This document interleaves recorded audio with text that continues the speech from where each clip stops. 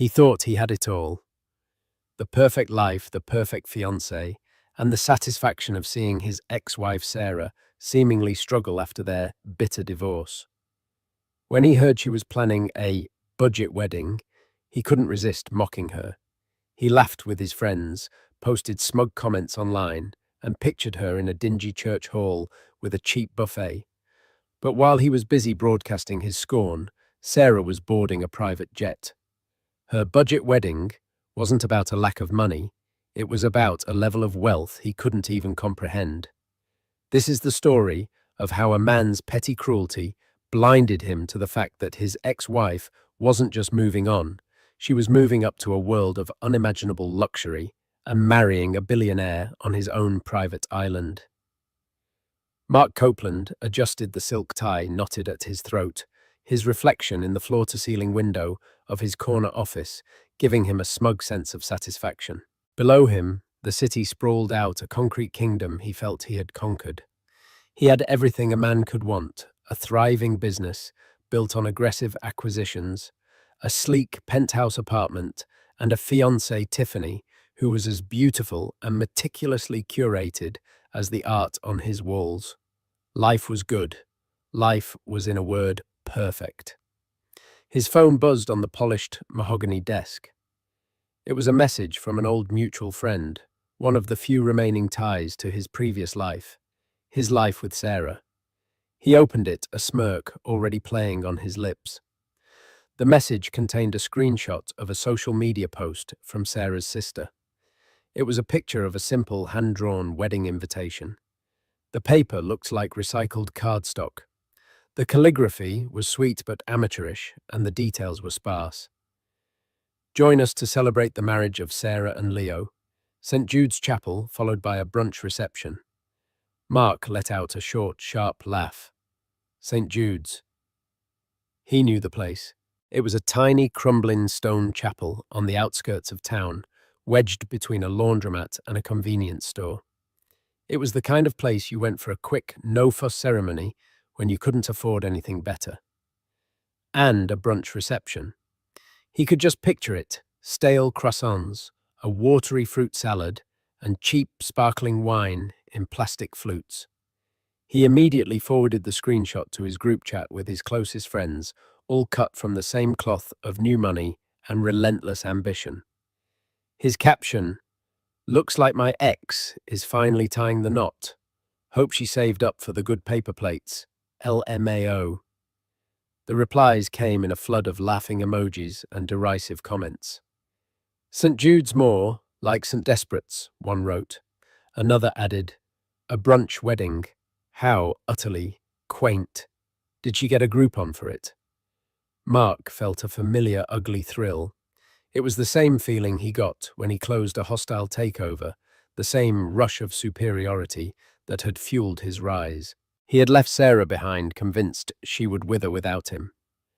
Their divorce had been his decision, a calculated move to upgrade his life. He had told her she was holding him back, that her simple tastes and lack of ambition were an anchor on his soaring trajectory. He'd been generous in the settlement, or so he told everyone, giving her the small suburban house they had shared and enough to live on for a year or two.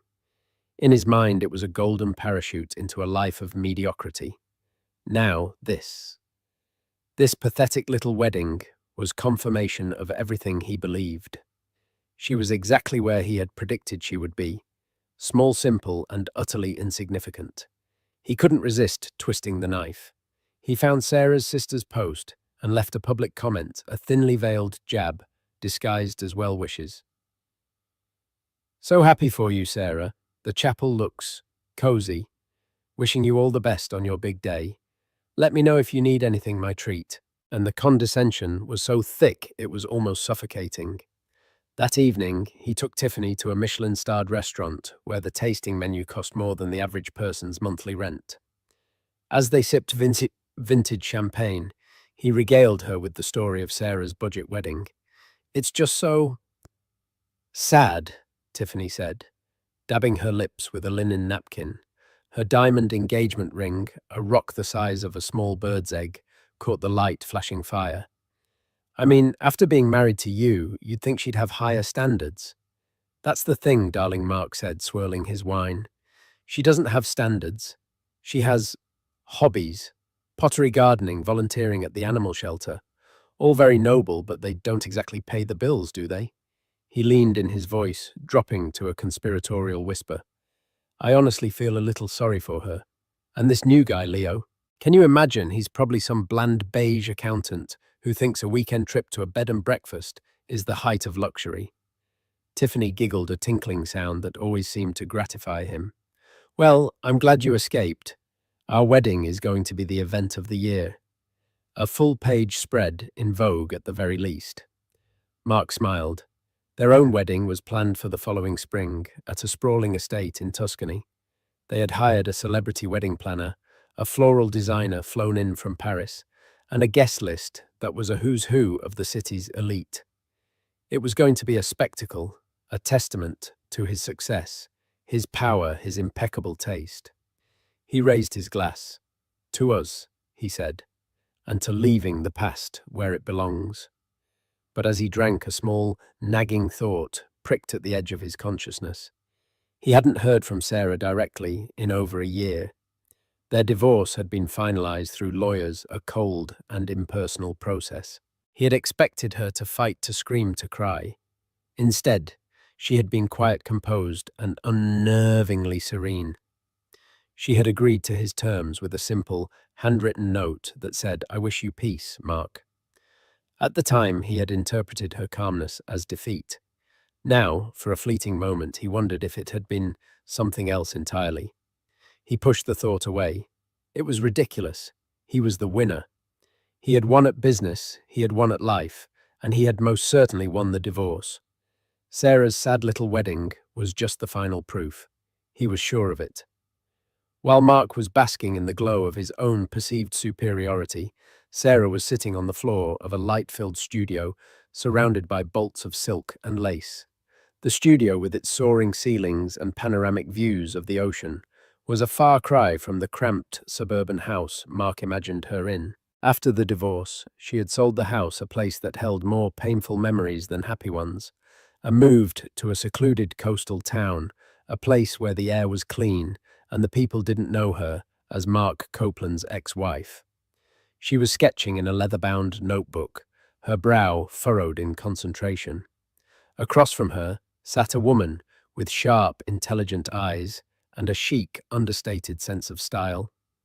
This was Anya, a name whispered, in the most exclusive circles, a wedding planner who didn't advertise and only took on clients through personal referral.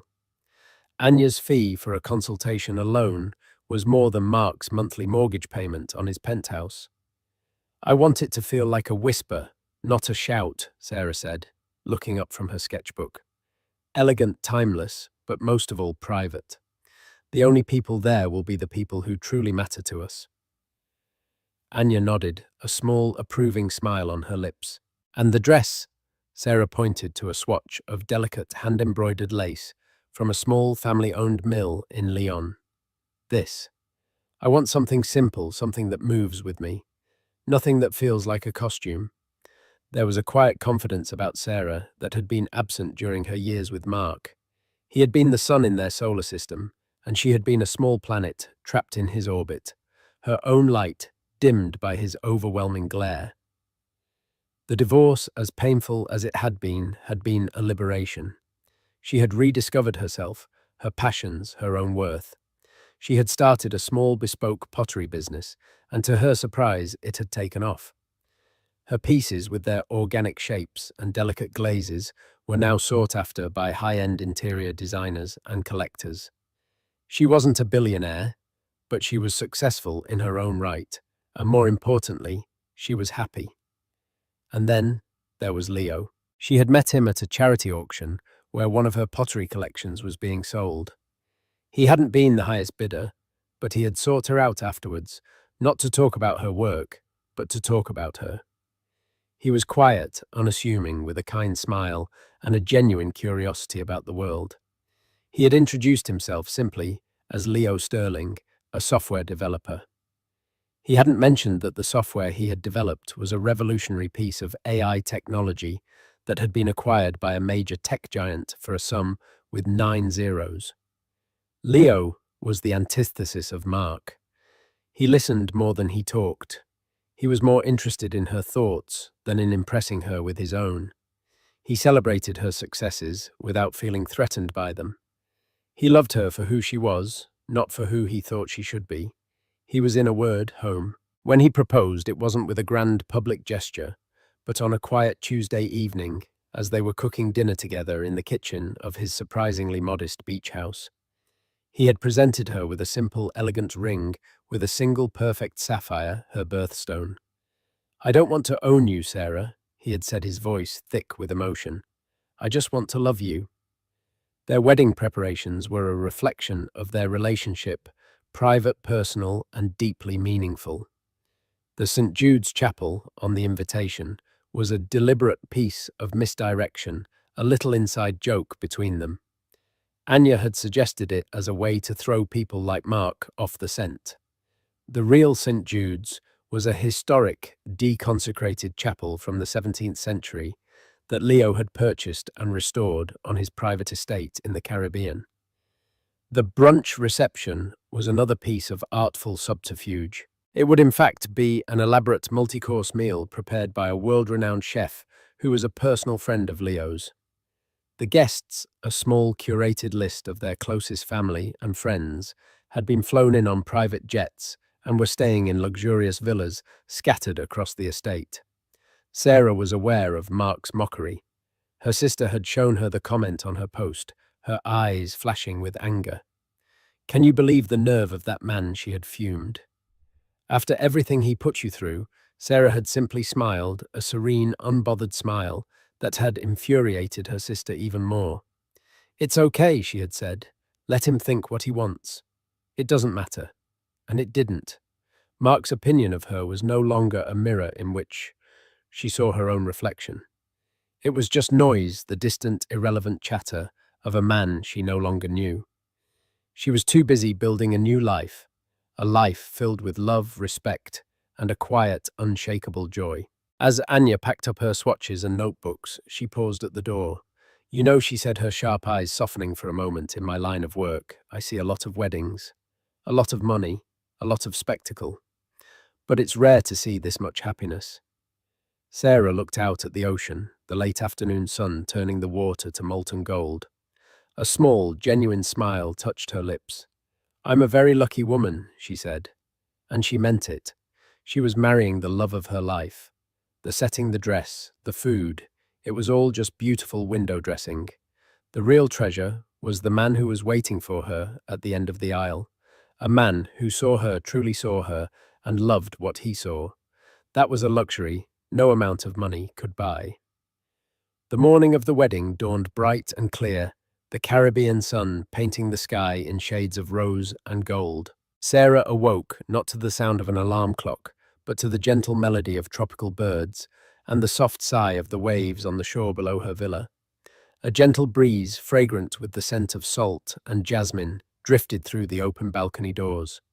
She slipped out of bed and padded onto the terrace, a silk robe draped over her shoulders. Below her, the island unfolded like a secret garden. Emerald green hills tumbled down to pristine, white sand beaches, fringed with turquoise water so clear she could see the coral reefs teeming with life beneath the surface. This was Leo's island, his sanctuary. He had named it Serafina, a name he'd confessed was inspired by the sense of peace he felt when he was with her. There was no frantic rush, no army of stylists and makeup artists creating a frenzied buzz. Just Anya, calm and efficient, and a hairstylist and makeup artist who were more like old friends, their quiet chatter a soothing balm. They worked with a gentle, unhurried grace, enhancing Sarah's natural beauty rather than masking it. Her hair was styled in a soft, loose chignon, with a few delicate tendrils escaping to frame her face. Her makeup was luminous and understated, making her look like the best version of herself. When she finally slipped into her dress, it was a moment of quiet revelation. The hand-embroidered lace felt like a second skin, the simple, elegant lines flowing around her as she moved. It was the antithesis of the stiff, overwrought gowns that Tiffany would undoubtedly favor. This dress was made for dancing, for walking on the beach, for embracing her new husband. Her sister, who was her maid of honor, watched her with tears in her eyes. "You look happy," she whispered, her voice thick with emotion. "Genuinely, truly happy." "I am," Sarah said, her own eyes misting over. Meanwhile, 1,000 miles away, Mark Copeland was having a very different kind of morning. He was at his desk, a scowl on his face as he barked orders at a subordinate on the phone. The deal he had been working on, a hostile takeover of a smaller rival, had hit a snag. The company was putting up more of a fight than he had anticipated, and it was costing him time and money. He hung up the phone with a frustrated sigh and glanced at the calendar. It was Saturday, Sarah's wedding day. A cruel smile touched his lips. He imagined her in the drab little chapel, surrounded by a handful of relatives, her new husband looking nervous and out of his depth. He pictured the sad little brunch afterwards, the awkward small talk, the cheap wine. The thought gave him a petty, satisfying thrill. He decided to check social media, hoping for a glimpse of the pathetic affair. He searched for Sarah's sister's profile, scrolling through her posts, looking for any updates, any photos, any shred of evidence to confirm his assumptions. But there was nothing. No pictures of the cozy chapel, no shots of the quaint brunch, no posts tagged with #Sarah and Leo get hitched. There was only silence.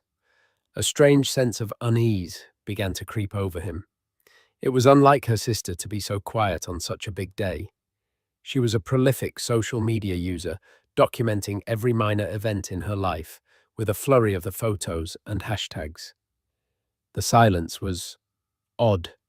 He tried searching for St. Jude's Chapel, but the results were a jumble of low-quality images of the rundown building, none of them recent. He even tried searching for Leo Sterling, but the name was so common, it was like looking for a needle in a digital haystack. There were thousands of them, none of whom seemed to be getting married that day. His frustration grew. He wanted to see it. He needed to see it. He needed the visual confirmation that he had been right, that she was diminished without him. The lack of information was more infuriating than any amount of gloating on her part would have been. Back on Serafina, the guests were beginning to gather at the 17th century chapel. It had been lovingly restored, the old stone walls, glowing in the soft light, filtering through the stained glass windows. The pews were adorned with simple, elegant arrangements of white orchids and fragrant jasmine.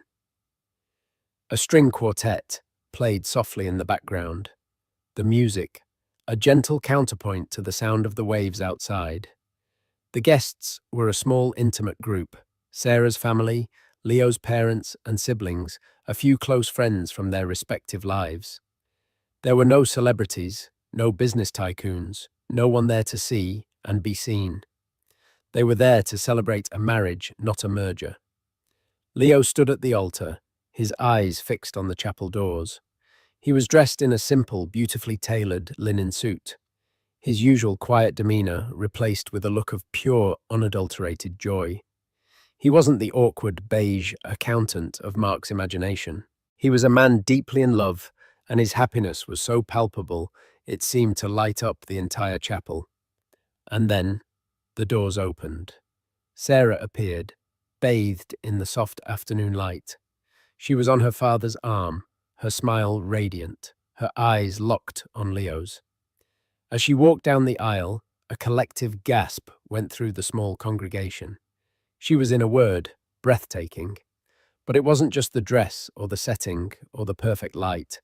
It was the aura of peace and contentment that surrounded her. She was a woman who was exactly where she was meant to be, with the person she was meant to be with. The ceremony was short and deeply personal. They exchanged vows they had written themselves, their voices clear and steady, filled with love and promises of a shared future. When the officiant pronounced them husband and wife, Leo didn't hesitate. He cupped Sarah's face in his hands and kissed her a long, tender kiss, that spoke of a love that was both a quiet sanctuary and a grand adventure. The brunch reception that followed was as planned an exquisite affair. The guests were seated at a long, beautifully decorated table on a terrace overlooking the ocean. The world-renowned chef had created a menu that was a celebration of local ingredients and flavors, each course a work of art. The wine from Leo's private cellar was rare and priceless, but the real luxury of the day was not the food or the wine or the stunning setting. It was the privacy. There were no photographers from glossy magazines, no reporters clamoring for a quote, no uninvited guests. Just the gentle hum of conversation, the sound of laughter, and the clinking of glasses as toasts were made to the happy couple. As the sun began to set, casting a golden glow over the island, Leo and Sarah slipped away from their guests and walked hand in hand along the beach. The sand was soft and warm beneath their bare feet, the waves lapping gently at the shore. Happy Mrs. Sterling Leo asked his thumb, gently stroking the back of her hand. Sarah leaned her head on his shoulder, a contented sigh escaping her lips. More than you could ever imagine, Mr. Sterling. She thought for a fleeting moment of Mark. She pictured him in his cold, sterile penthouse, surrounded by his expensive art and his beautiful, empty fiancée. She felt a pang, not of anger or resentment, or even pity, just a sense of distance. He was a chapter of her life that was now closed, a story that had reached its end. And her new story, the one she was writing with Leo, was just beginning. It was a story of quiet joy, of deep abiding love, and of a happiness so profound it needed no audience, no validation, no applause. It was a whisper on the wind, a secret shared between two hearts, and it was more beautiful than any shout could ever be. Mark's unease festered throughout the day, mutating into a full-blown obsession. The silence from Sarah's camp was a void he felt compelled to fill with his own narrative, but the lack of any new material was making it difficult. He was a man who dealt in facts, in data, in concrete evidence. The ambiguity of the situation was driving him to distraction. By late afternoon, his patience had worn thin. He couldn't stand it anymore. He had to know. He decided to do something he hadn't done in years. He drove to the part of town where St. Jude's Chapel was located. He told himself it was on the way to a hardware store, a flimsy excuse that even he didn't quite believe. As he pulled up to the chapel, a sneer formed on his face. It was even more pathetic than he remembered. The paint was peeling, a window was boarded up, and the small patch of grass out front was overgrown with weeds. The place looked deserted, abandoned. There were no cars, no lingering guests, no sign that a wedding had taken place just hours before. A for lease sign was staked in the ground, crooked and faded. He felt a confusing mix of triumph and disappointment.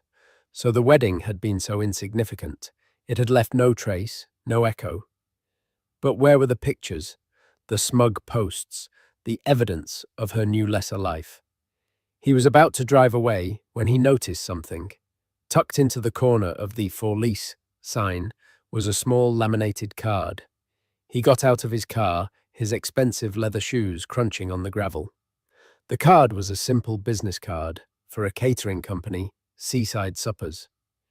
Below the name in small print was an Instagram handle. A jolt of excitement went through him. A lead.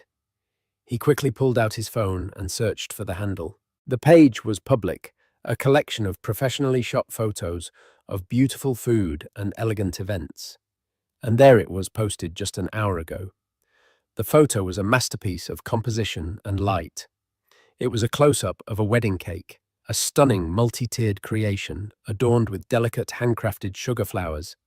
It was the kind of cake that belonged in a magazine, not at a budget brunch. But it was the caption that made Mark's blood run cold. Congratulations to the happy couple. It was an honor to be a part of your magical day. What a privilege to work on the beautiful island of Serafina. Private island wedding, billionaire, wedding on Sterling New. Mark read the caption again and then a third time. The words seemed to swim before his eyes. Private island wedding. Billionaire wedding. He clicked on the hashtag Sterling New. The screen was flooded with a handful of images, all from the same exclusive event. The photos were breathtaking. A 17th century stone chapel glowing in the candlelight. A long, elegant table set for a feast on a terrace overlooking a turquoise sea. A stunning bride in a simple, impossibly chic lace gown, laughing with a handsome, smiling man. It was Sarah, but it was a Sarah he had never seen before. She was luminous, radiant, radiating a kind of quiet confidence that was more powerful than any overt display of wealth. And the man beside her, he was the mysterious Leo. He wasn't a bland accountant. He was handsome in a relaxed, understated way, and he looked at Sarah with an expression of such profound love and adoration that it made Mark's stomach clench. He frantically started searching for Leo Sterling again, but this time he added the word billionaire. The results were instantaneous and overwhelming. Leo Sterling, the reclusive genius behind the revolutionary AI firm Ethereum, a man who had sold his company for a staggering sum, a man who fiercely guarded his privacy, a man whose net worth was estimated to be in the billions, a man who owned a private island in the Caribbean named Serafina. Mark felt the world tilt on its axis. He stumbled back to his car, his mind reeling. The hand-drawn invitation, the koi chapel, the brunch reception. It had all been a lie, a deliberate, calculated deception. They had played him. They had made a fool of him. He thought of his smug comments, his derisive laughter, his public mockery. He had been so busy looking down on her, so convinced of his own superiority, that he had failed to see what was right in front of him. She hadn't been struggling. She had been soaring. He drove home in a daze, the city lights blurring into a meaningless smear. When he walked into his penthouse, Tiffany was there, preening in front of a mirror, trying on a new designer dress. "How do I look?" she asked, striking a pose. "Do you think this is too much for the charity gala on Friday?" Mark barely heard her. He was staring at the art on his walls, the expensive furniture, the panoramic view. It all suddenly felt cheap, gaudy.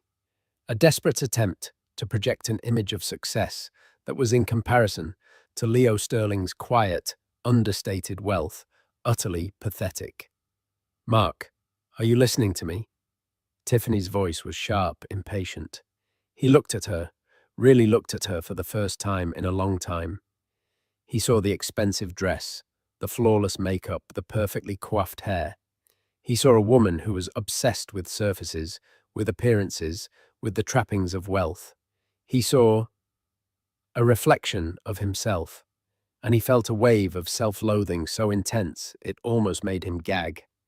Later that night, the official photo was released. It was a single stunning shot of Sarah and Leo walking hand in hand on the beach at sunset. It was posted on the website of a prestigious philanthropic foundation that Leo had established. The caption was simple: "Introducing Mr. and Mrs. Sterling." In lieu of gifts, the couple requests that donations be made to the foundation's new initiative for marine conservation. The story went viral. It was picked up by news outlets, by financial journals, by celebrity gossip blogs. The narrative was irresistible. The quiet, unassuming tech billionaire marrying his beautiful, talented artist wife in a secret, ultra-exclusive ceremony. It was a modern-day fairy tale. And in every story, there was a villain, a minor character, a footnote. The bitter ex-husband who had publicly mocked his former wife only to have her marry a man 1,000 times more successful and 1,000,000 times more respected than he would ever be. His name, Mark Copeland, was mentioned in a few of the articles, his snide social media comments screenshotted for the world to see. He was no longer the winner. He was a punchline. The man who had mocked his ex-wife's budget wedding while she quietly married a billionaire on his private island. The irony was so thick, so suffocating, he felt like he was drowning in it. The unraveling had begun. The story of Sarah and Leo Sterling's wedding did not just break, it detonated in the hyper-connected world of instant news and viral narratives. It was the perfect storm of romance, intrigue, and schadenfreude. It wasn't relegated to the society pages. It was a lead story on financial news sites, tech blogs, and mainstream media outlets. The headlines were mercilessly captivating. From divorced to Duchess, the artist who captured a reclusive billionaire's heart. The quietest wedding, the loudest statement. And woven into every telling of this modern fairy tale was the dark cautionary thread of the bitter ex-husband. Mark Copeland's smug, condescending social media comment was screenshotted and plastered everywhere, a digital artifact of his own hubris. Online forums dissected it with glee. Anonymous commenters became a Greek chorus narrating his downfall. He mocked her cozy chapel. One popular comment read, while she was getting married in a 17th century one on a private island, "You can't write this stuff." Another said, "This is what happens when you think a big bank account is a substitute for a personality." Mark was no longer a name associated with corporate raiding and success. He was a meme, a punchline, a case study in petty cruelty, backfiring in the most spectacular way imaginable. The fallout in his professional life was a slow-motion demolition. He walked into his office the following Monday to an atmosphere thick with a new cloying deference. His employees spoke to him in hushed tones, their eyes darting away, filled not with the fear and respect he had once commanded, but with a humiliating mixture of pity and contempt. They had all seen the articles. They had all seen him exposed as a fool. The critical blow came during the final negotiations for the hostile takeover he had been orchestrating for months. It was his signature move, the kind of aggressive, high-stakes play that had built his reputation. He strode into the boardroom, attempting to project an aura of unshakable confidence, but he knew his armor was cracked. Across the polished table, the CEO of the target company, a man named Peterson, whom Mark had privately derided as weak, looked at him with a calm, predatory smile. "Mark," Peterson began, leaning back in his chair, "we've reviewed your final offer, and we're going to have to decline." "That's a mistake, and you know it," Mark blustered, falling back on old habits. "My offer is more than generous." Peterson's smile widened. "Oh, I don't know. Generosity seems to be a complex concept for you, doesn't it? We've been reading all about it." He gestured vaguely, as if to encompass the entire internet. "My board has concerns about a merger. It's a matter of brand alignment. We cultivate an image of integrity, of forward-thinking vision.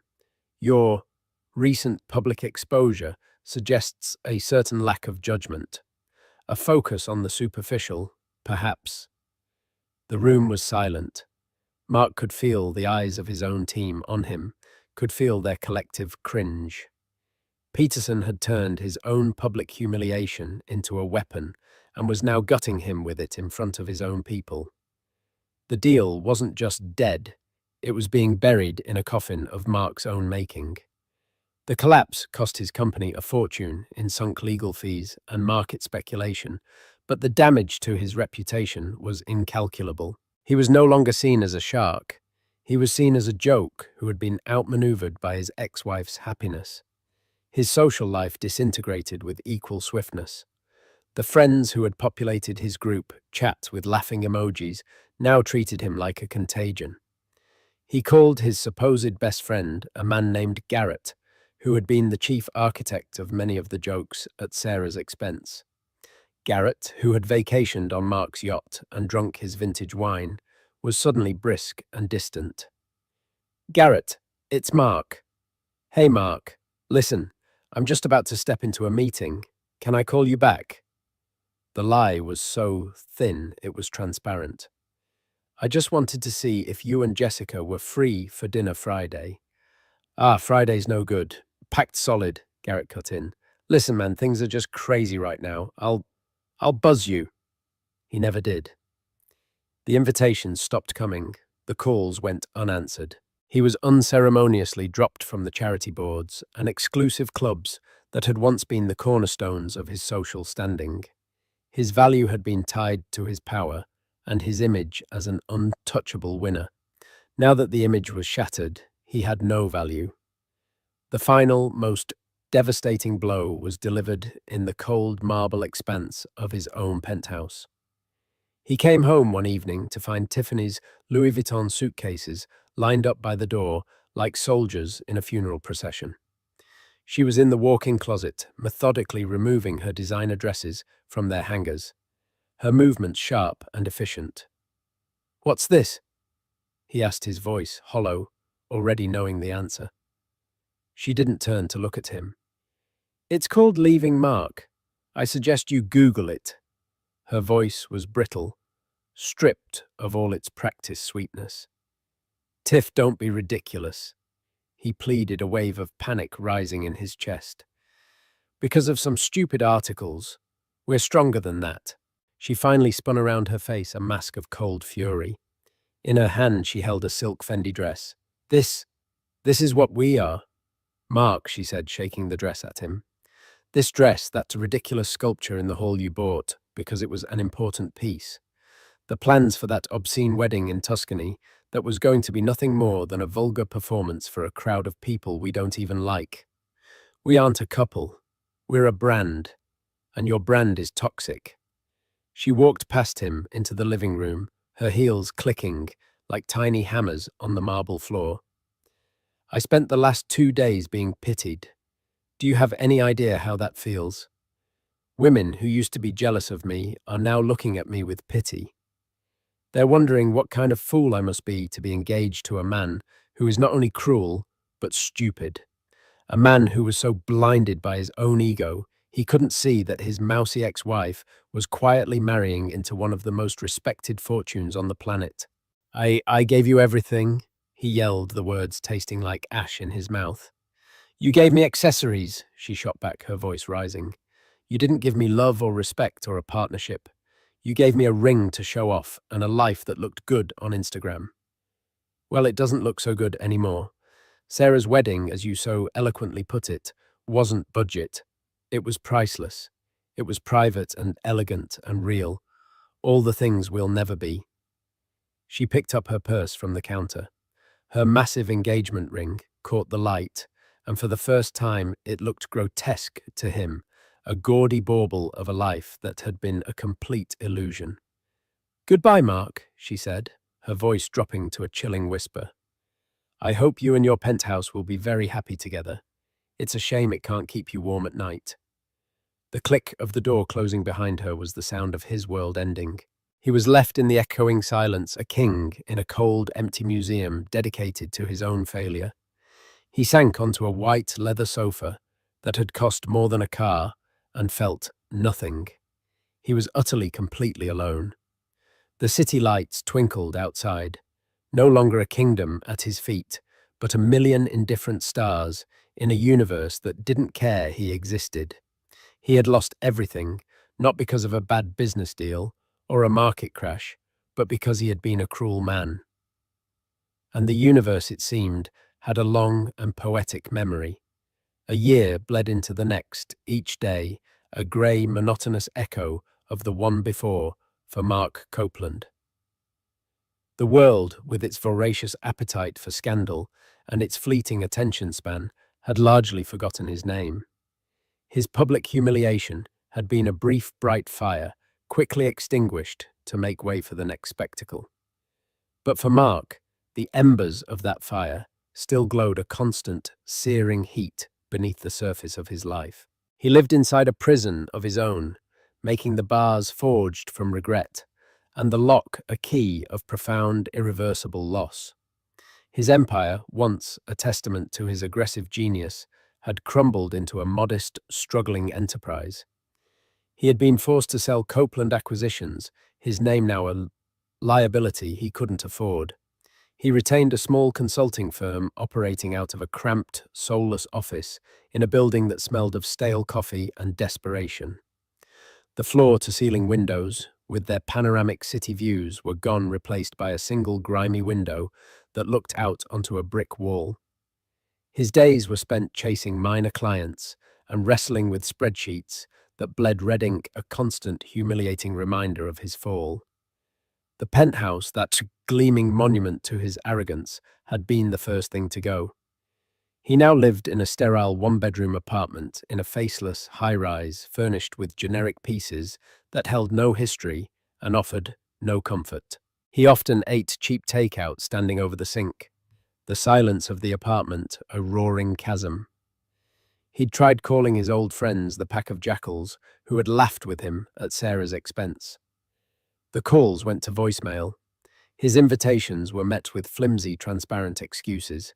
He was radioactive, a pariah, in the very circles he had once dominated. He was no longer a winner, and in their world, there was no currency more worthless than a loser. His nights were the worst. Sleep offered little escape, often bringing nightmares, where he was falling from a great height. More often, he'd stay awake, fueled by expensive scotch that no longer tasted of success, but only of bitterness. In the blue glow of his laptop screen, he would become a digital ghost, haunting the periphery of Sarah's new life. He'd scroll through the website of the Sterling Foundation, a name that was now synonymous with impactful, intelligent philanthropy. He saw Sarah and Leo not in the glossy, superficial pages of celebrity magazines, but in photos from National Geographic or the UN Chronicle. There, they were breaking ground on a state-of-the-art marine biology research center on the coast of Costa Rica, an extension of their passion for ocean conservation. He saw Sarah, her face glowing with purpose, demonstrating a new water purification system to women in a remote village in Southeast Asia. He saw a feature in Forbes, not about her husband's wealth, but about her. It detailed the astonishing success of her ethical ceramics brand, Terra Firma, which had partnered with the MoMA design store in New York. The article praised her business acumen and her commitment to fair trade practices, celebrating her as a new model of entrepreneur, successful, soulful, and socially conscious. Every photo, every article was a fresh twist of the knife. It wasn't the wealth that tormented him, it was the meaning. They weren't just spending money, they were building a legacy. They were creating healing and contributing. Their life was a rich, intricate tapestry of purpose, while his was a single frayed thread, worn thin by resentment. He had accused her of having simple hobbies, but those hobbies had blossomed into a life of extraordinary substance. He, the master of the deal, the king of the material world, had built a life that was utterly spiritually bankrupt. The inevitable final confrontation came on a crisp, golden afternoon in October. Mark was in New York, a last-ditch effort to court an investor who he suspected was only meeting him out of morbid curiosity. The meeting had been a disaster, a thinly veiled exercise in condescension. Defeated Mark walked aimlessly through the West Village, the vibrant energy of the city, a stark contrast to the hollowness within him. And then he saw her. She was coming out of a small independent bookstore, a canvas tote bag slung over her shoulder. Leo was with her, his hand resting gently on the small of her back. They were laughing, a deep, easy sound that blended with the city's hum. Sarah tilted her head back, her face alight with a joy so pure and unself-conscious it struck Mark with the force of a physical blow. She looked younger, more vibrant, and more beautiful than he had ever remembered. The city, with all its noise and chaos, seemed to fade into the background, leaving only the two of them in a bubble of shared contentment. His heart hammered against his ribs. Every instinct screamed at him to turn, to melt into the crowd, to flee. But his feet were rooted to the pavement. A toxic cocktail of emotions swirled within him: shame, envy, a desperate, pathetic longing. He needed something from her, though he couldn't name what it was. Forgiveness, acknowledgement. Perhaps he just wanted to see a flicker of pain in her eyes, a sign that he had once mattered, that his ghost still haunted her, even a little. Taking a shaky breath, he stepped forward, his voice a hoarse crack. Sarah. They both stopped and turned. Sarah's smile faded, replaced by a look of mild, distant surprise, the kind one might give to a half-forgotten acquaintance. Leo's expression remained placid, but his posture shifted subtly, a quiet shield placing himself slightly between Mark and Sarah. His eyes, calm and intelligent, assessed Mark not as a threat, but as a curiosity. Mark's carefully rehearsed speeches, the ones he'd delivered to his reflection in the dead of night, evaporated. He was left fumbling exposed. Mark, Sarah said. It wasn't a question, but a simple statement of fact. Her voice was the same, yet entirely different.